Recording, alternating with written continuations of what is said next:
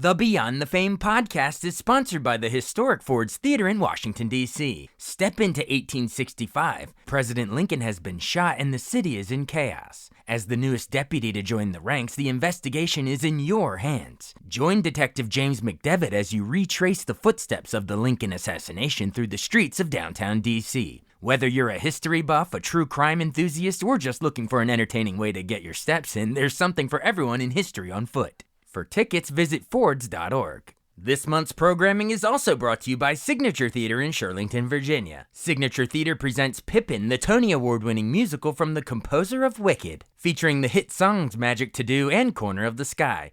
Pippin now through July 26th. For tickets, visit sigtheater.org. And of course, this podcast is powered year-round by our longtime sponsor, the Hollywood Casino at Charlestown Races in West Virginia. Upcoming featured entertainment includes Charlie Crockett on June 20th and Christopher Cross on June 26th. Details and tickets at HollywoodCasinoCharlestown.com.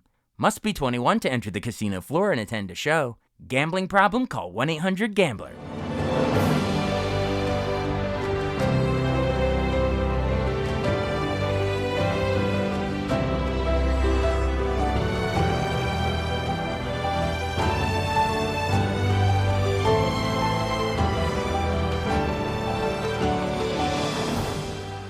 Welcome to the newest episode of Beyond the Fame with Jason Fraley. I'm your host, Jason Fraley, picking the brains of the top artists and entertainers of our time. It's Juneteenth in America, celebrating the end of slavery in the United States, when Union troops finally freed the last enslaved black Americans in Galveston, Texas, more than 2 years after Lincoln's Emancipation Proclamation. Today's holiday fittingly coincides with the 5th anniversary of Dawn Porter's Nat Geo documentary Rise Again, Tulsa and the Red Summer, which was release timed with the 100th anniversary of the horrific Tulsa Race Massacre. I spoke with the film's narrator, DeNeen Brown, when it premiered on National Geographic in 2021. I am DeNeen Brown. I'm a writer with the Washington Post. I'm working on this film, Rise Again, Tulsa and Red Summer.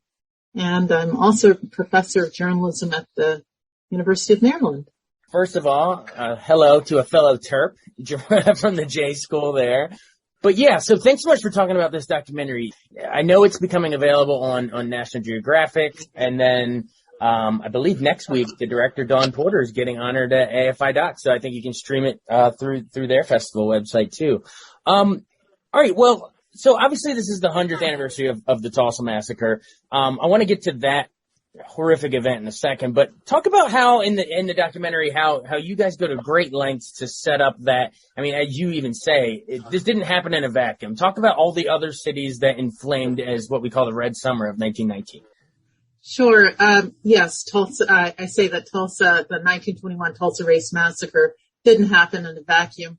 In this film, we set the stage. We explain the racial terror incidents that set the stage for Tulsa.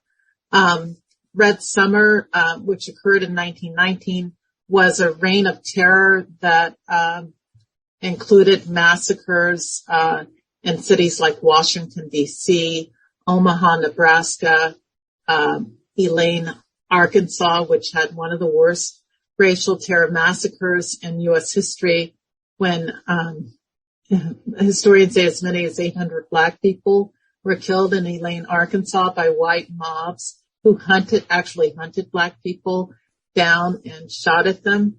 So I argue that Red Summer set the stage for Tulsa, set the stage for the 1921 Tulsa Race Massacre, which, as many of your viewers may know, the Tulsa Race Massacre began on May 31st, 1921, and ended on June 1st, 1921.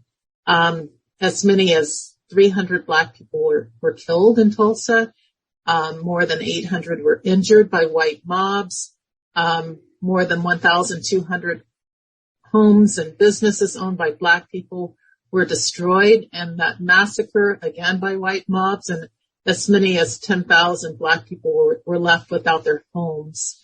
So this film, Rise Again, Tulsa and Red Summer, explores this reign of racial terror that consumed cities across the United States. And when white mobs descended on black communities and black neighborhoods, and destroyed them by burning their homes and shooting Black people indiscriminately. It's a chapter in history that many people don't know about. Yeah, and just to pick up of that final thing you said, a chapter in history people don't know about. A lot of people talk about how that is. I mean, it's especially after you watch the movie and you see all the atrocities. It is almost mind blowing that so many people, you could walk down the street and ask, a regular Joe on the street, and a lot of them wouldn't even know about it. I guess in recent years, it started to trickle into pop culture. They touch on it in Watchmen and some shows, but I feel like it's a relatively recent phenomenon. Why do you think that is? That it's gone so long? Basically, it's almost like a giant cover up. You're absolutely right. There was a concerted conspiracy of silence to keep it out of textbooks, out of history books, deliberately covering up these stories. The mayor of Tulsa in the film talks about he's 5 generations having lived in Tulsa. He didn't know about it until about 2001. It was again a conspiracy of silence. I like to tell this anecdote where the curator at the University of Tulsa's library, he came to work in 1980, and he noticed that someone had taken a razor to periodicals, magazines, and cut out any magazine article that talked about the Tulsa race riot. They called it the race riot at the time. But yeah, there was a cover-up. Civic and city officials in Tulsa called it an embarrassment, and they deliberately set about covering it up. And the massacres that occurred during Red Summer were also left out of textbooks.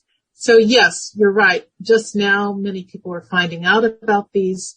Last year, Watchmen was released on HBO, and a number of viewers wrote into the star, Regina King, of that show saying, did this really happen? And she said, yes. In fact, she tweeted out one of my stories. Yes, it was real.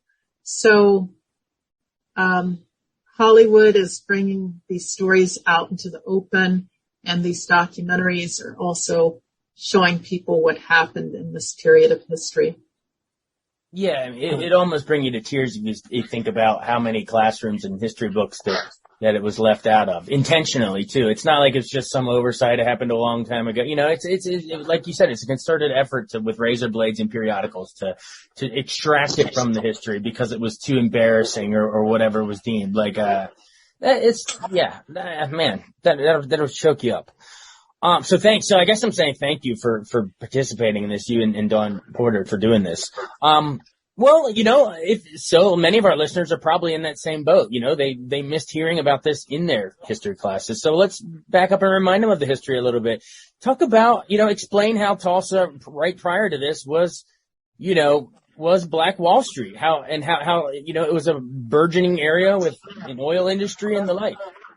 Yeah. So, this community of Greenwood, it was an all-Black community that was so prosperous that Booker T. Washington called it Negro Wall Street.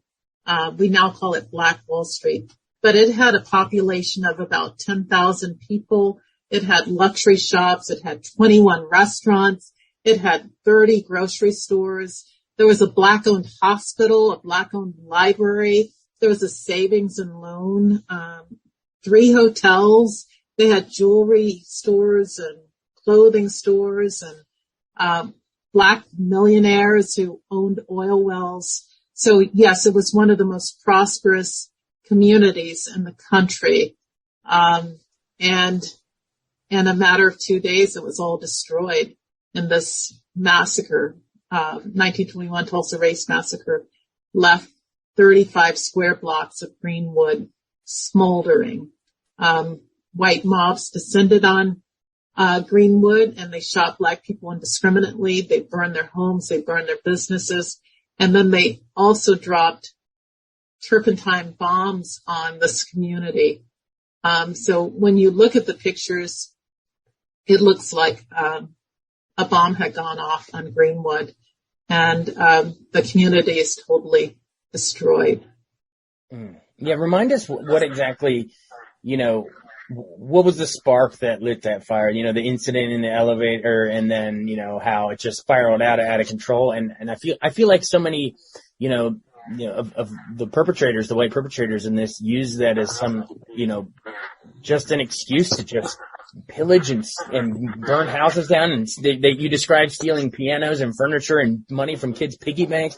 And then these bombings, they talk about how it actually started with that small little spark, and then boom.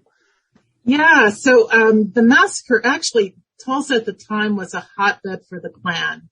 So you'll hear, descendants of this massacre talking about how there was rumbling that trouble was coming. They were just waiting for a spark, to descend on Greenwood.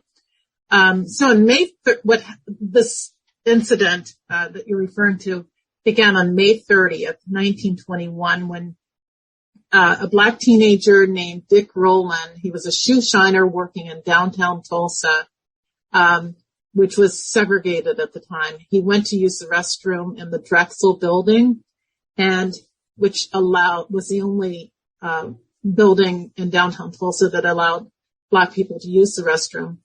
He got on an elevator operated by Sarah Page, who was a white teenage girl. She was about 17, and he may have bumped her or stepped on her foot, or some historians say they were actually in love, but nobody knows what happened in the elevator. But when the doors opened, Sarah Page shrieked, and a department store clerk in that building heard Sarah Page shriek, and Dick Rowland ran. Again, these are two teenagers who were probably in love at the time.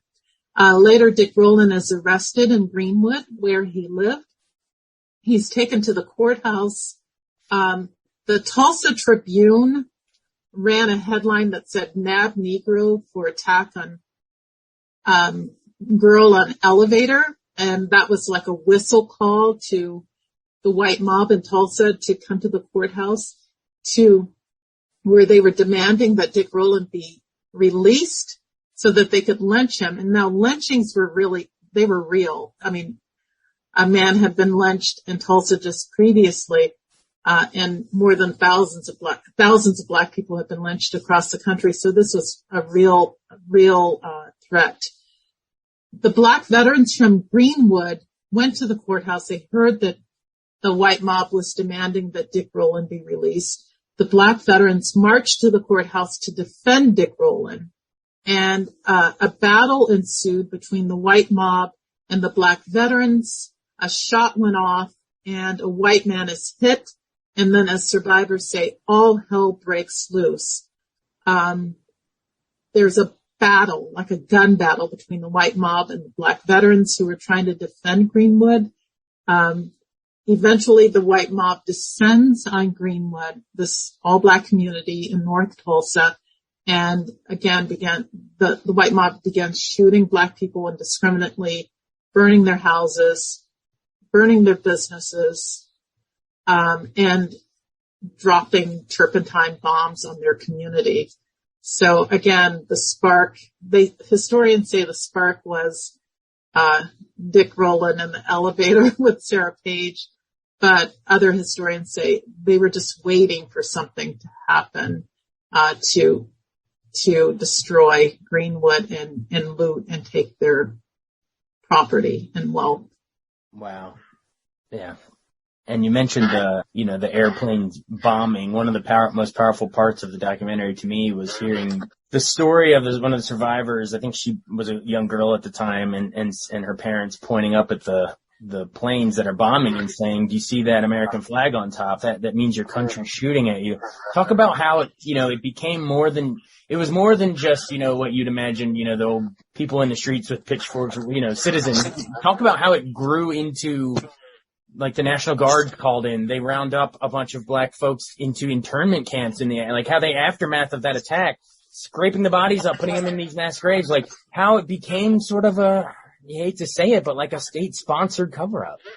Oh, yeah, you're absolutely right. So the governor called in the National Guard, and the National Guard rounded up the black people who actually survived the attack, and those who didn't run away. The Black people who survived the attack were rounded up at gunpoint, and they were marched through the streets of Greenwood and into what they called internment camps, at the convention center, at the fairgrounds in McNulty Park. The Black people were held at gunpoint, right, in these camps, and they were not allowed to leave unless a white family vouched for them. And some of them were forced into labor. In the meantime, there were Black bodies that were lying in the streets. And many of the survivors said that these Black people who were killed in this massacre were dumped into mass graves, or their bodies were piled onto trucks or train beds and taken out of town. It was, again, a horrific cover-up and a horrific, incident of racial terror. And then what we don't know more than 100 years later is, where are the bodies? Where did they bury the Black people who were killed in this massacre? The city of Tulsa began searching for these mass graves in 2019. It actually found a mass grave last year in October 2020 in Oaklawn Cemetery, which is a public cemetery owned by the city. And just last week, scientists went back into the mass grave and began exhuming the remains that were found in this mass grave. And as of today, they found as many as 28 coffins in a mass grave, which is a pit, all buried together. This was an unmarked mass grave in Oaklawn Cemetery. Nobody knew it was there until the city began excavating. So what's happening now is scientists will be examining those remains for any signs of trauma, any signs of like bullet fragments, or any signs of burning that would connect the remains in this mass grave to the massacre, the 1921 Tulsa race massacre. Yeah, I love how in the film that those shots of the bulldozers digging into the ground and uncovering these mass graves. And you hear from the modern day mayor of Tulsa as well about how when he first heard about this, he was shocked and said, if I'm ever going to be mayor one day, I want to try to exhume these bodies if we can find them. It really brings history to life. It's a compliment to that, all the black and white and still, images and, stuff that in the library that they're looking at, to see these modern day excavations happening. It really just shows us that history's all around us. And do they think that there's many more mass graves that are going to be found? Is that your hope that, like you said, some bodies were shipped even out of town probably? So is it your hope that maybe with a film like this that even more mass graves, we're going to search for even more and find more? Yeah, I know that in Tulsa, they did, ground penetrating radar and, at different sites in Tulsa. And they announced in December 2019 that they found what they call anomalies under the ground, basically radar scans that look like mass graves, and other sites in Tulsa. So they will be searching at a site called the Canes near the river, and then Booker T. Washington Cemetery may have a mass grave in Tulsa. And then if you watch the film, you'll see that Elaine, Arkansas, a number of descendants of that massacre are demanding that the state actually investigate and search for mass graves of Black people who were killed during the 1919 Elaine, Arkansas massacre. The city of Tulsa's mayor actually has told me in interviews that he has gotten calls from other mayors across the country and city officials who say that they're watching Tulsa for a blueprint on how to deal or investigate the massacres that occurred in their city. So this is Tulsa is just one of many massacres that occurred in this country. as I said before, the Red Summer saw as many as 25 massacres occur in cities across the country. And then before that period, there were other really horrible lynchings of Black people. So this is like a tip of an iceberg in racial terror history. And it is the hope of descendants of these massacre victims that city officials will open investigations and search for mass graves of Black people who were buried without ceremony. Wow. It just gives you goosebumps to think of how many mass graves there might be out there. But I mean, at least they found one. Maybe we'll keep finding more. There's these anomalies. Maybe, maybe people will see this film and be even more energized to continue looking. I guess before we run, I kind of want to end on this note. Obviously the massive loss of life is the biggest gut punch of this whole thing, just the horrific loss of life. But the other thing that hits home from watching this and reading about it is the loss of wealth and generational wealth and opportunity and prosperity for the Black community. I mean, I think there's even interview someone, I think she might be in Elaine, Arkansas, one of the people interviewed in the thing. And she says, anytime Black folks try to build wealth and do all the things that stereotypes say we're not, every time we actually try to, build wealth for our family and do the right thing, we burn it down. And this is an example of that. So talk about how that's sort of the legacy of Tulsa as well. It's not only just this horrific loss of life, but the burning down of what could have been, we could be 100 years of prosperity from Black Wall Street. Imagine what could have been. Absolutely. There was a tremendous loss of life, a tremendous loss of wealth. Just imagine, these were Black people just years after the Civil War, out of enslavement, who built Black towns and Black wealth and Black prosperity.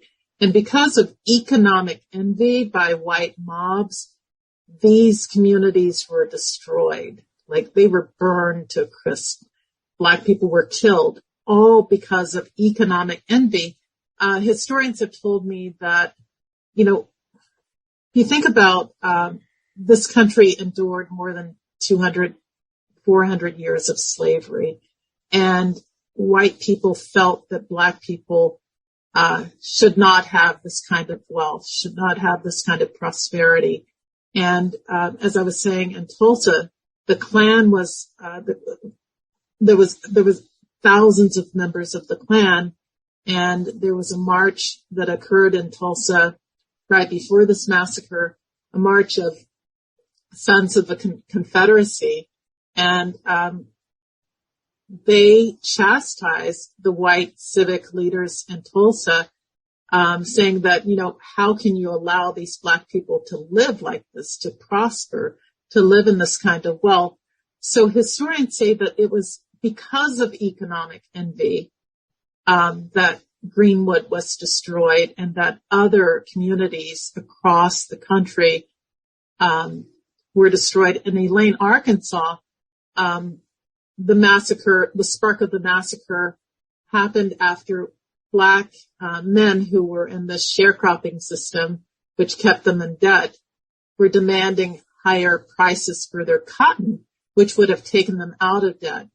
They were meeting one night in this little white church on a country road to form a union to demand higher prices for their crop, when a car full of white men drove up to the church and shot into the church and killed as many as 80 Black people inside the church. And the Black veterans, two of the Black veterans inside the church, shot back. A white man was hit, and all hell broke loose in Elaine, Arkansas. And again, as many as 800 Black people were hunted down in Elaine and killed, all because of this economic envy, or to keep them from getting out of debt. So the generational wealth that was lost in these massacres, in the 1921 Tulsa race massacre and others, is tremendous. we know that in today's dollars, it would be millions and millions and millions of dollars of lost wealth. There is a demand by descendants of these massacres that city and state officials pay reparations for what was lost in these racial terror incidents, particularly in Tulsa, where we know from the Tulsa Race Riot Commission report that police stood aside during this massacre. They stopped the fire department from putting out the fires. They deputized ordinary white civilians to kill Black people.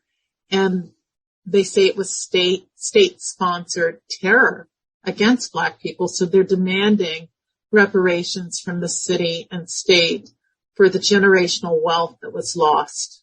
So perfectly said. Yeah. I mean, it's so maddeningly antithetical to what everyone says the American dream should be. You know, you had these communities build a Black Wall Street and trying to set up their future generations for prosperity, and then you just come in and you undercut it, you know, and then you have the gall to say, well, why aren't you pulling yourself up from your bootstrap? Well, because you came in and burned our bootstraps. You burnt our chances. Like, it's just, so thank you for shining the light on this.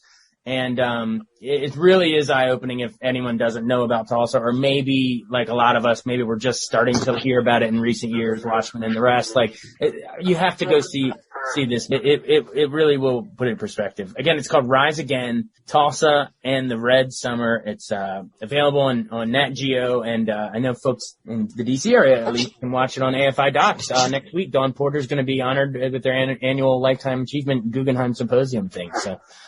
Hey, thanks so much for doing this. You're a great voice in the documentary, and keep up the great work at UMD, DeNeen. Thank you so much. It was an honor to be here. Thanks for having me, and thanks to your listeners who, I really appreciate it. So thank you again. A few years later, I had the honor of interviewing the actual filmmaker Dawn Porter for the premiere of her Showtime docuseries Deadlocked. Have a listen in the archives at BeyondTheFamePodcast.com. Thanks so much for listening to Beyond the Fame with Jason Fraley. Our theme music is Scott Buckley's Clarion. Remember to give us a 5-star rating if you like what you hear. We'll see you next time.